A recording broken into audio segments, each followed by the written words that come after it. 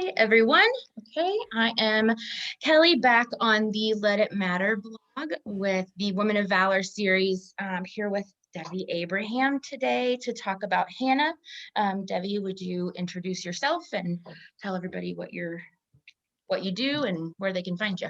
Yes. Oh, thank you so much for having me, Kelly. This is such an honor. I've had so many chats with you in DMs and things like that. It's so fun to meet face to face. I say that I'm a real life reporter, meaning I report on real life. And so I studied journalism and history in university, and I aspire to be a freelance writer, kind of in the vein of the journalistic tradition. So still trying to get that happening, but I am a podcast co-host of Where Do We Go From Here, which is a podcast that untangles sexual ethics for a new generation of Christians. And you can find that at Where Do We Go Pod, and you can find me on Instagram and Twitter at Devi_writes.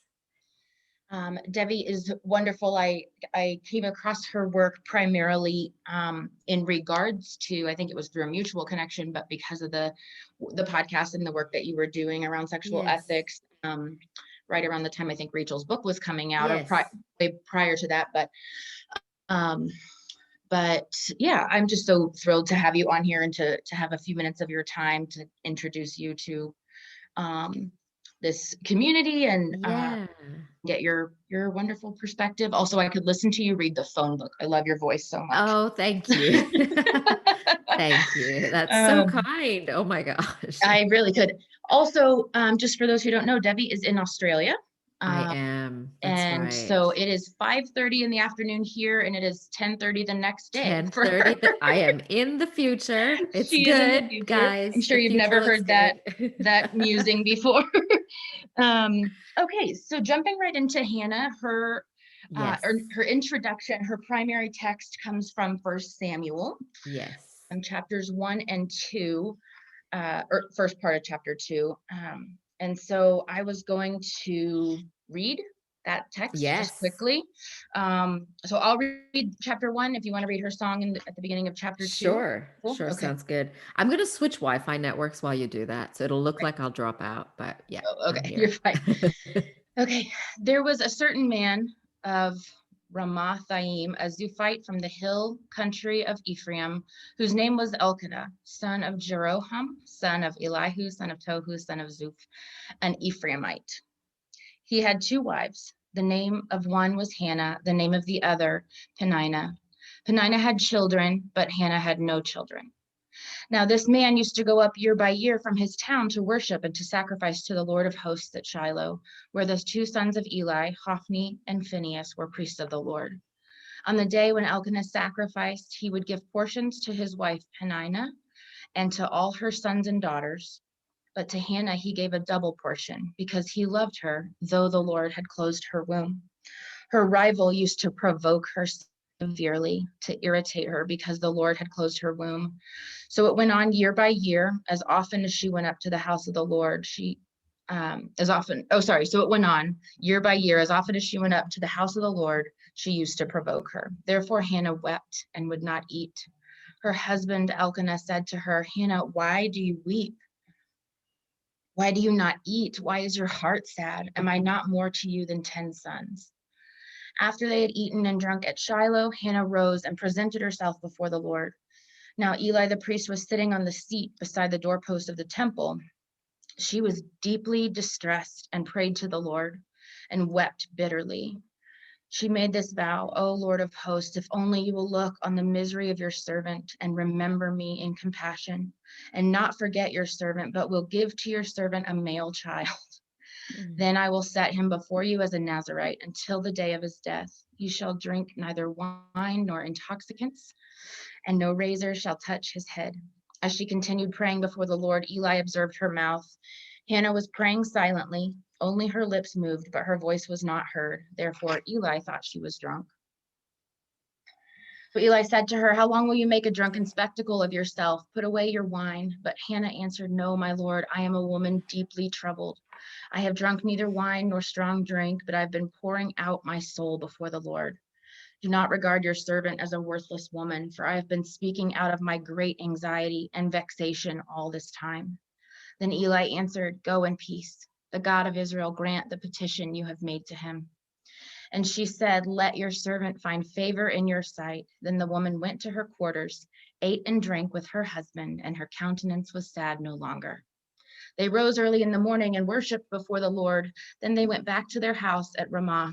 Elkanah knew his wife Hannah, and the Lord remembered her. In due time, Hannah conceived and bore a son. She named him Samuel, for she said, "I have asked him of the Lord." The man Elkanah and all his household went up to offer to the Lord yearly sacrifice and to pay his vow. But Hannah did not go up, for she said to her husband, "As soon as the child is weaned, I will bring him, that he may appear in the presence of the Lord and remain there forever. I will offer him as a Nazirite for all time." Her husband Elkanah said to her, "Do what seems best to you. Wait until you have weaned him. Only may the Lord establish his word." So the woman remained and nursed her son until she weaned him. When she had weaned him, she took him up with her, along with a 3-year-old bull, an ephah of flour, and a skin of wine. She brought him to the house of the Lord at Shiloh, and the child was young. Then they slaughtered the bull, and they brought the child to Eli. And she said, "Oh, my Lord, as you live, my Lord, I am the woman who was standing here in your presence, praying to the Lord. For this child I prayed, and the Lord has granted me the petition that I made to him. Therefore I have lent him to the Lord as long as he lives. He is given to the Lord." And she left him there for the Lord. Then Hannah prayed and said, "My heart rejoices in the Lord. In the Lord, my horn is lifted high. My mouth boasts over my enemies, for I delight in your deliverance. There is no one holy like the Lord. There is no one besides you. There is no rock like our God. Do not keep talking so proudly, or let your mouth speak such arrogance. For the Lord is a God who knows, and by him deeds are weighed. The bows of the warriors are broken, but those who stumble are armed with strength. Those who were full hire themselves out for food, but those who were hungry hunger no more. She who was barren has borne 7 children, but she who has many sons pines away. The Lord brings death and makes alive. He brings down to the grave and raises up. The Lord sends poverty and wealth. He humbles and he exalts. He raises the poor from the dust and lifts the needy from the ash heap. He seats them with princes, and has them inherit a throne of honor. For the foundations of the earth are the Lord's. Upon them he has set the world. He will guard the feet of his saints, but the wicked will be silenced to darkness, in darkness. It is not by strength that one prevails. Those who oppose the Lord will be shattered. He will thunder against them from heaven. The Lord will judge the ends of the earth.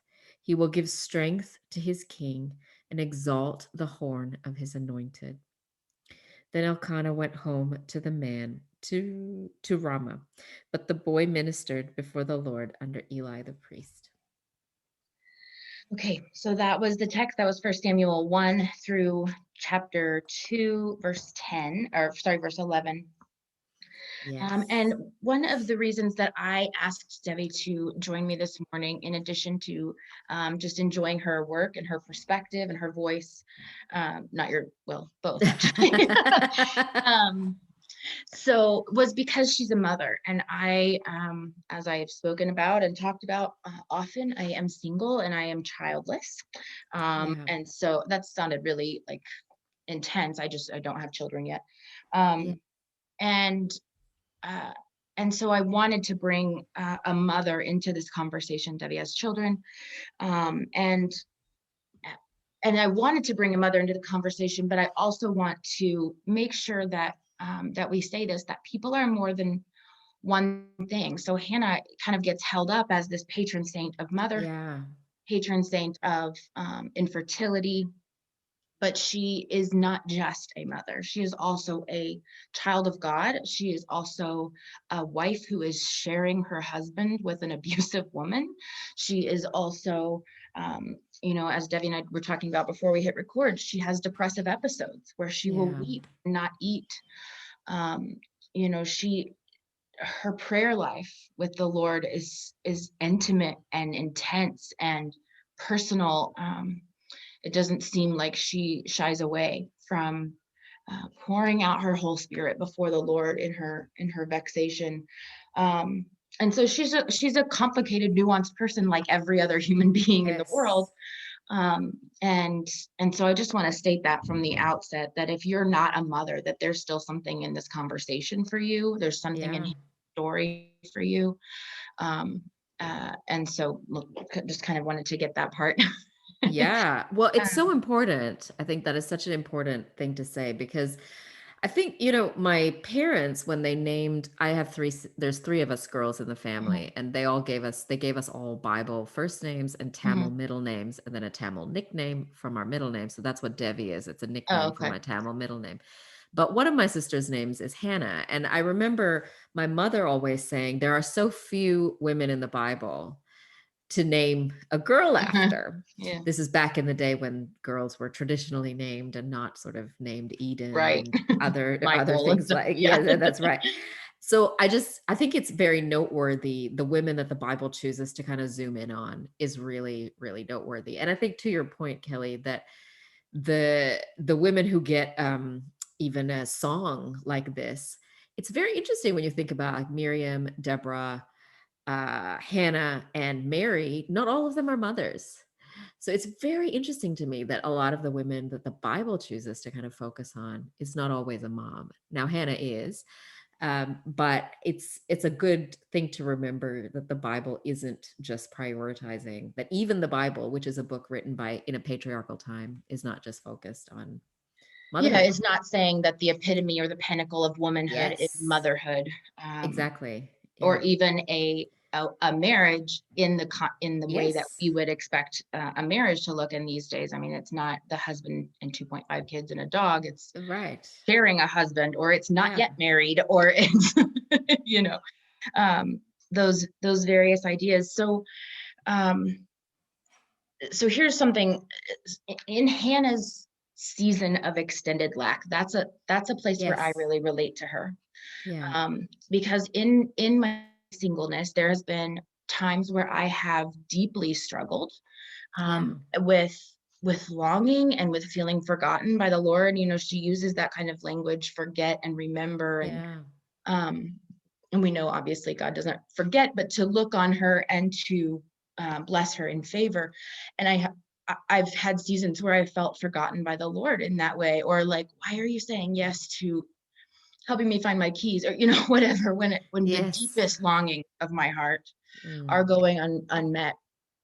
And so um I in it, and then on top of her lack, she's getting nit Yeah. at, or Yeah. worse. I mean, the Bible uses very different language in the Hebrew, so it's hard to know if it's just like mocking once a year when they go up to the thing, or if it's Yes.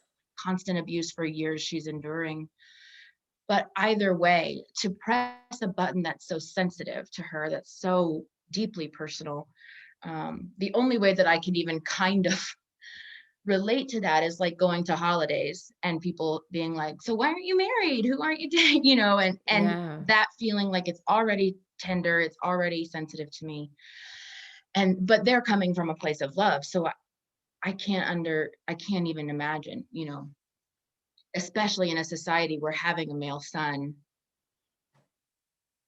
brings you your value in a lot of ways, especially to your husband, although we see Elkanah loving her despite her childlessness. Yeah. Well, and guarantees her security. I think that's the other thing. So it's sort of multiple layers, right? There's the emotional layer of course, I'm guessing she's married, she loves her husband, she wants a child. That seems perfectly normal. But then on the other hand, she knows that for women in that time, if you don't have children, specifically if you don't have sons, who's going to take care of you when your husband dies? Or Certainly you can not be like his. legally divorced. I mean, Exact that's the other right. part. Yeah. Sure. And so there's a sense to which like your very survival depends on your ability to provide children.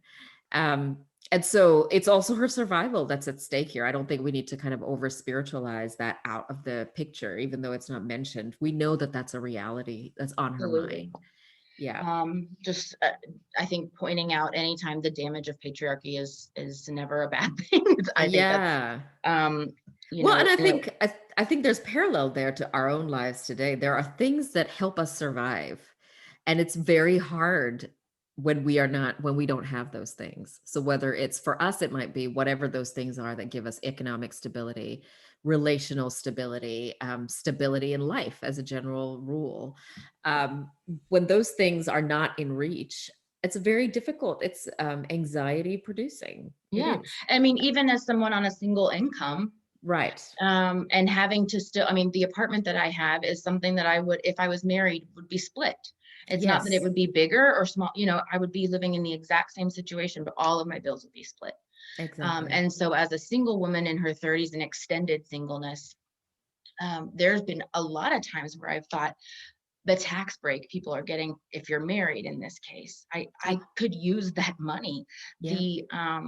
I mean, really to survive, to come out of a hole that I had, you know, been in or whatever, or the, you know, um, just the societal, this isn't part of, isn't survival, but the way that the church and the way that a lot of communities in the suburbs especially are geared towards family, and geared towards the norm of, you know, I use this intentionally, the norm of heterosexual Absolutely. marriage, Yep. you know, Absolutely. that feels like, something is threatened in me when I don't have those things, to protect me from the deeper probing questions. Absolutely. Yeah, Absolutely. Because I guess in that sense, we are now secure in so many ways that a woman like Hannah was not back then. So you can vote, you can drive, you can earn an income, you can have a bank account in your name, you can own property, all of those things. But we are still never fully secure, are we? That's the thing. Like there's always a way in which we have to negotiate our societal, what's the word? Belonging, our belonging. yeah, that's right. There's a social contract. There's always a social contract. And so whether it's motherhood for you, you Yes. listening, or whether it's disability, or whether Yeah. it is, you are queer in spaces that you feel like that can literally endanger your life or Yeah. certainly your belonging, um, uh, you know, racial boundaries, whatever it may be. I feel like in Hannah's story, um,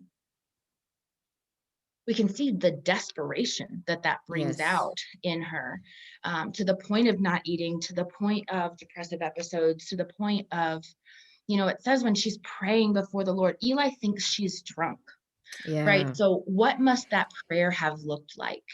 Yeah. I mean, if I've been around drunk people, I've been drunk people before, Yeah. and I know that that doesn't look like what my prayer life looks like. And so Yeah. I just think what abandon she must have been praying with, like she had nothing else to lose, and Yeah. she just brought her, it said, it says in the Hebrew, I think, in her, in bitterness of spirit, she brought Mm. her bitterness of spirit to the Lord. And so, so certainly there are innumerable circumstances in which someone could, I think, relate with Hannah's story. Yeah, absolutely. And I think it's quite powerful to think that she knows that her one place to do this is the temple. So she knows she has to do it in public. Whereas I think we might do this in private today, right? Like we'll do this like in the Absolutely. confines of our living room. But she knows if I want to meet with God, I have to do it in this one place. This is where, sorry, not the temple, the tabernacle. This is the one place where I can do it. And this is where I have to do it. And so there's a sense to which she knows everything is on the line for me. Yeah. And yeah, that's, I think it's good to wonder, when was everything on the line for us? How have we been so needy, in need of God's intervention in our life? I think that's one of the hardest things to kind of push against in our own Mm. culture today, because our culture really sets us up to not need anything. Our secular culture is really telling us you need to have everything together. That's the idea. And Yeah, when you the have value placed on self-sufficiency and exactly. independence is enormous. Exactly. And I think Western Christianity kind of does something similar, right? Because it is so much built on, everything is kind of built on this model of economic prosperity.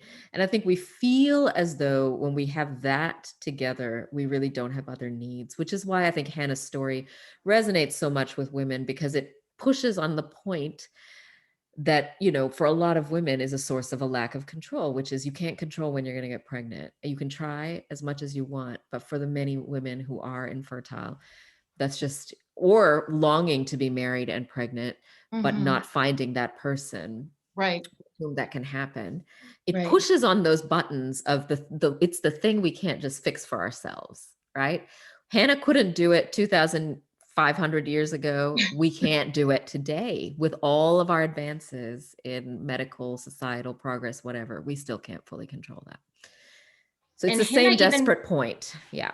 yeah, and I agree, but Hannah even brings a theological point to the table that I don't want to, I mean, we don't have time to unpack all of, but I do want Sure. to touch on the Lord closed her womb is the way that Hannah talks about. Yeah. Yeah. And then her song, there's a specific verse. Yeah. The Lord kills and brings to life. He brings down to Sheol and raises up. The Lord makes Yeah. poor and makes rich. He brings low and he also exalts. That is not the way that we hear people talk about God these days. It's always, he works all things for your good, or he's got a plan. Yeah. There's more for you. God has so much more for you. Yeah. In that sort of platitude of wanting to encourage. Jesus is on his throne. You Yep. know, this is all going to be a testimony someday. Mm. Depending on whatever variation of denominations you're in. But Hannah just brings it straight and says, if you have the power to open it, you must be keeping it closed. Yeah. Well, it's That's quite bold. it's yeah, it's bold. It is bold. And I think it follows in a tradition of women in the Bible. And I Mm-hmm. do wonder if she heard those stories, if she heard the story of Leah and Rachel, if Mm-hmm. she heard the story of Sarah, of all these women that God has used. And we see that over and over, that there's sort of a barren woman, and then there's a promised child that is brought to a barren woman. In particular, it's not your average child that gets born Right. out of Right. barrenness. It's kind of, it's A Samuel, chosen. Yeah. yeah, it's a very special kind of character, right? That Right. comes out of barrenness. And so I wonder if she is able to see herself in that. But I think, yeah, it's controversial because of what you said, that we have a very like everything's going to be fine idea in Christianity. But I think it's also controversial because on the other hand, we have a lot of reform people who would happily use this as a kind of, Yes. well, God Yes. does close and open, and just You're kind right. of, this is just a evidence of God's sovereignty. And I Right. think I think sometimes we miss that the reality is Hannah's actually just stating her reality at this point. And I wonder, is she making a big theological point, or is she just echoing her life in this time? And I That's think that's exactly what a I put in my thing was, is this poetry or is this scientific fact, or is this right. her relating the way that she sees her situation and Yeah. her in comparing herself with Penina and the women around Yeah. her times. Exactly. And so she feels like, well, why wouldn't I have a child? Well, there's only one reason I wouldn't have a child. God has closed my womb. And so I think what it says to me is there is a lot of power in telling ourselves the truth Hmm. about the situations that we're in, and not Yeah, kind of sugarcoating it, and not kind of saying, well, I can't have a child now, but I'm going to have a child in 2 years. She's not saying that. She's kind of facing her reality in the harshest way possible. And she's telling God the truth about her experience. And I think there's so much value for us as people yeah. in that we can face our realities, we can face our real life, and we can say exactly what it is instead of kind of trying to frame it in a way that makes it more palatable to us or to other people. That's so good. And I actually I talked about this in the written post on the woman with the issue of blood, or the bleeding woman that encounters Jesus in Mark's telling, and I think in one other, it actually says, when he was looking around and saying, who was that touched me? It says she came forward in fear and trembling, got on her knees before him, and she told the whole truth. Right. So she just laid it out. She just laid Yeah. out all of the story, 12 years of a story. And same thing I see with Hannah here, in that same kind of tell the whole truth, just like you said, before God. And though before an audience, Eli's there. Yeah. And she's talking about things like infertility. She's talking about things Yep. like sharing a husband and altercation or whatever, conflict with another woman. these things that would normally be private, Yep. except I think Hannah knows, and I see this a little bit in the fact that when Eli blesses her, when Eli says, may the Lord remember you, or how, let me just see exactly how it is that he says it. Eli answered, "Go in peace. The God of Israel grant the petition you have made to him." So Eli doesn't make a promise there. He just sends her Yeah. with a blessing. Blessing. Yeah. And it says her countenance is changed. She Yeah. eats. She goes home and sleeps with her husband. That even being in community after, so pouring out your heart before the Lord and receiving a blessing from a priest or A a person spiritual in authority or a authority. Yeah. pastor, um, a person in your faith community, that that matters deeply, Yes. to not change the circumstance, but to change your countenance, but to change your Yeah. lived experience of that lack or that loss or whatever it may Yeah. be. Yeah, I think that's a really, really insightful reading of that, and certainly like a really practical point for us to remember Hmm. that this is the power a blessing can have in somebody's life. I think that's so important. We don't think to bless people enough. Like we often pray. I think we pray for people, and I Hmm. do. Like I absolutely pray for people that I love, but I think, man, how many times do I actually bless them? And Right. actively like lay my hands on them and speak that blessing over their life and the desire to see the best thing Mm, happen in their life, in the context of the commitment to them, whatever happens, right? It's right. so powerful. I think And I we think you're see, right, Kelly. I think, I mean, throughout the Old Testament, especially when, fathers are dying and they bless their sons or whatever, that God appears to be beholden to those things, that most of them are prophetic instead of Yep. just well wishes. Sure. And so I don't mean that to say that we can control God in any way still, but that blessing in community and with a reverence before the Lord, I do believe there's more mystery to it than just giving someone your well wishes. Yes. Oh my gosh, there's so Certainly. much more to it. And I think it's a sign of our love for them. And I think it's God's heart. I think it's God's heart for his people is he wants to bless us. I think what we don't often understand is what blessing is. Like we think like that the blessing is always just the things that we want happening. But I think to remember that God's posture for us is I want death, I want life and not death, blessing and not Yeah. cursing, death and not life. Yes. Out of Deuteronomy, like that's God's posture towards his Yes. people, right? And so Eli is kind of putting himself in that position. Like, I want blessing for you, Hannah. I don't want And cursing. as a high priest, I'm speaking this as a mouthpiece for the Yeah. Lord. It's interesting to me, shifting to her song, just because I know we're almost Yes. here. Yes. Shifting to Hannah's song, Hannah's prayer. Sorry, I keep Yeah. referring to it as a song, but it's only because it's written in the poetic Yeah. I like to think of it as a thing. song. It's Yeah, I mean, like a song, doesn't it? Mary's Magnificat is a song to us now. I don't know if she was singing it or praying it. Yeah. Deborah's is a song. Miriam's is a song. Yeah. But there is so much, and just to point this out, that there is so much similarity, Yep. particularly between Deborah's and Mary's because they're more extended. But even in Yep. Miriam's, in singing these songs, it is God will deliver justice. Yeah. God will crush my enemies, and He elevates the lowly. He elevates the Yeah. poor. He redeems what has been lost.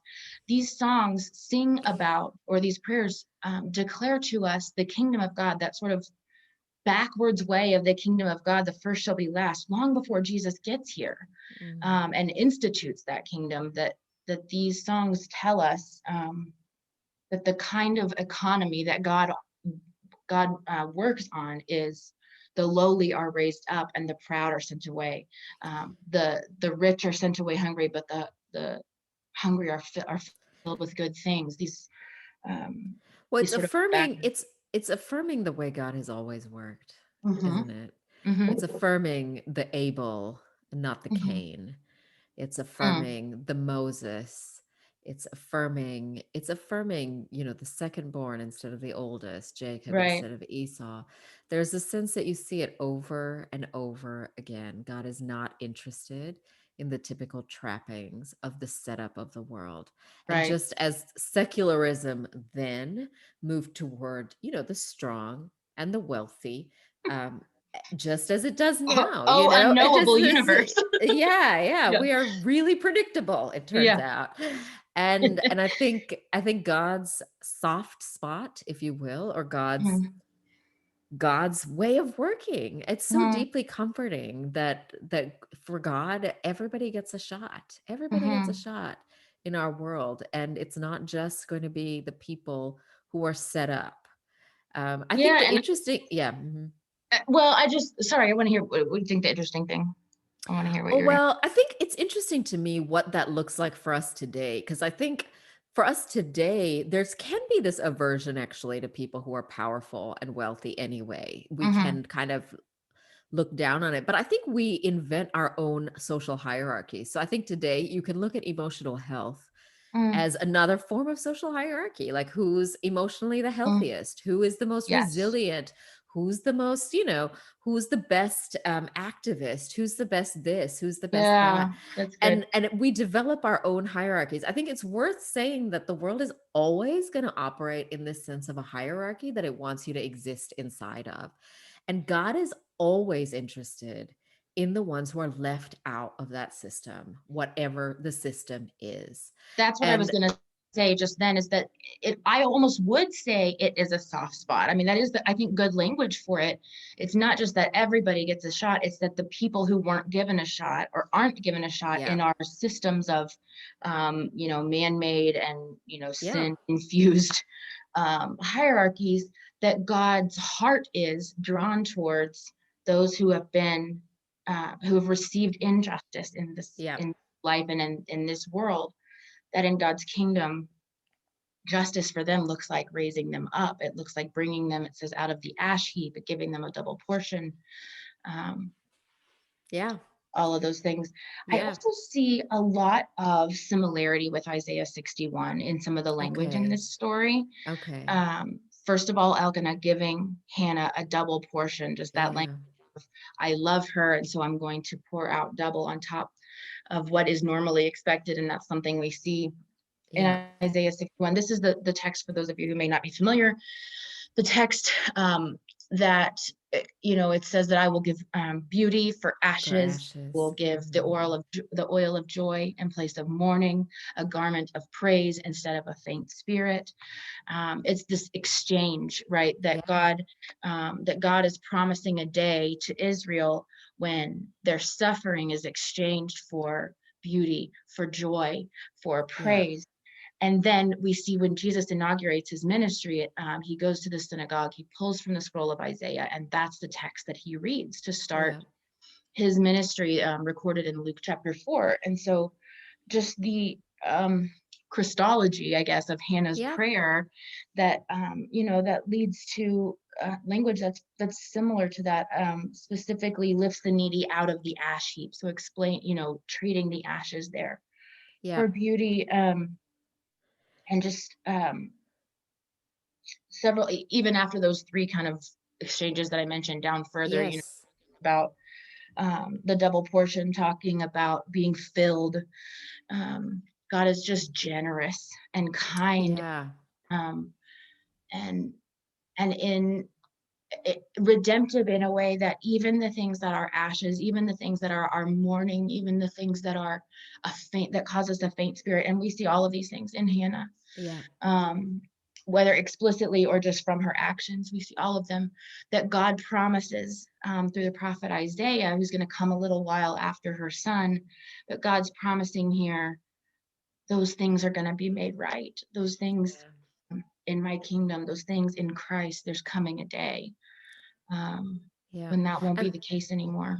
yeah, and I think that's the bigger hope that we align ourselves with, isn't it? I think I was reading one of the books I read last year in 2020 that just so formed my life is Under the Unpredictable Plant by Eugene Peterson. Mm, And one of the things he talks about in that book is the need for our lives to be eschatological in nature. And I think I love what you're saying, Kelly, about how you can see Christology in what Hannah's saying, and then obviously in what Isaiah says in Isaiah 61. But I think, and all of those things, there's fulfillment in the now, but there's also that not yet, that's still coming, that Yeah. greater thing. And I think this is another way that Christians, I think, can set ourselves apart from the culture that we're in, is that ultimately we know that we're about something that is still not here and that we're not going to see fully. And there's a way in which that too is directing our lives. So as much as we are participating in the work today of Mhm. hoping and longing for the way that God will make beauty for ashes of our lives, then we participate in it, in the work that we do actively trying to bring Right. beauty for the ashes of our society, in Right. the work of justice in our where exactly where we are in our neighborhoods. But we're also waiting and longing and hoping and believing that that's one day going to come when Jesus returns to make all things new in our world. Yes. And so it's like layer Yes. upon layer upon layer of hope. Right, and it is, and it's also though not escapism, because I do see Right. people these days like, Sure. you're suffering in this world. Sorry, you're just suffering. It'll all be made well on the other side of things. Sure. That God is almost uninterested in our suffering in this time because He's given us Jesus and will be made right later. Yeah.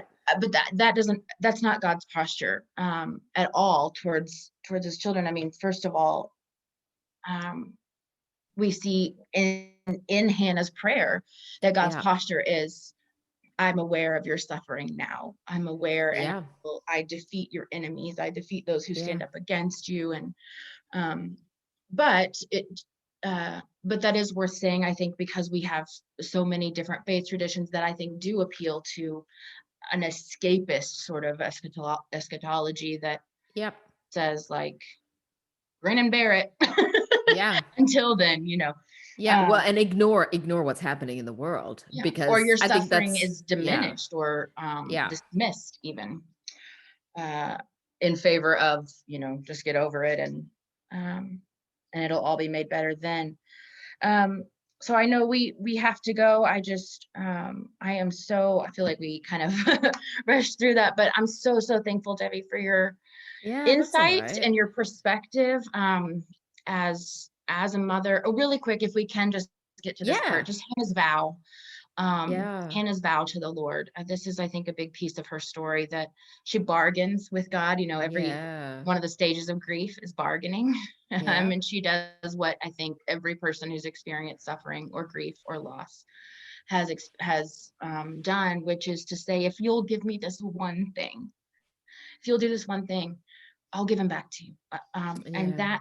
that there's kind of two pieces of that. First of all, under her society, a vow that is made by a woman has every right to be negated by her husband once he becomes aware of a vow that she's made. So he could Mm. say, "No, we're not doing that." And Yeah. and her vow is legally and before the Lord not required to be. Void. The Yeah. second piece is in Leviticus that she's able to redeem that and pay money.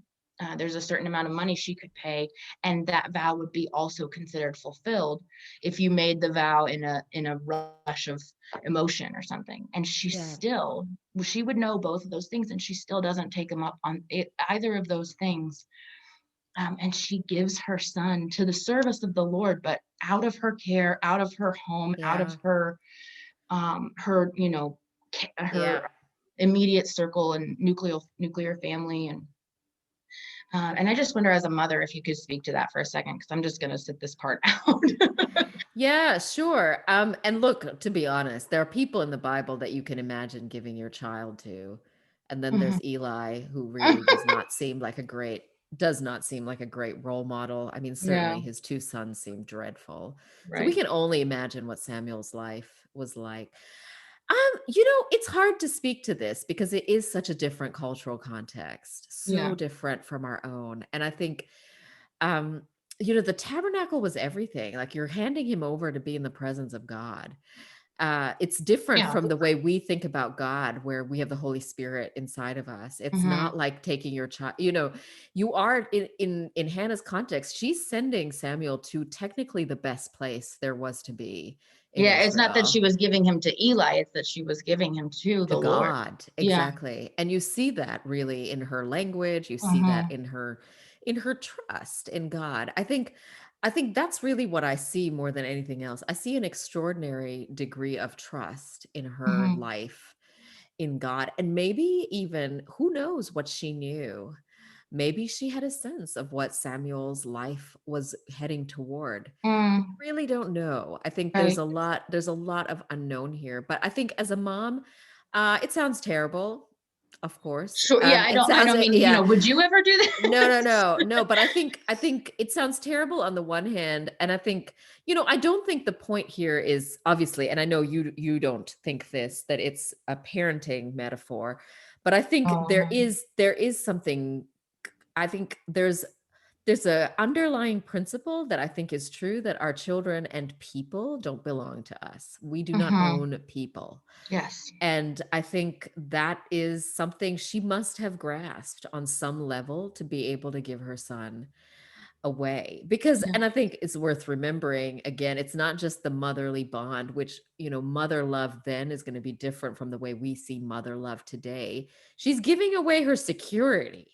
I think that's the bigger And deal, going back into a honestly. situation where, she She's can be childless. ridiculed and she can be, Exactly. Yeah. So she she's gets the essentially dream. Yeah. cut off She custody in is the way ex- that our language is. exactly. She gets the dream, which is the first child. It's a boy.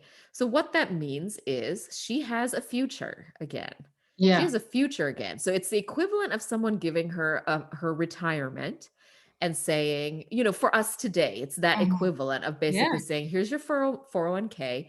Everything's fine for you now. And her saying, actually, I'm taking my 401k and I'm giving it away.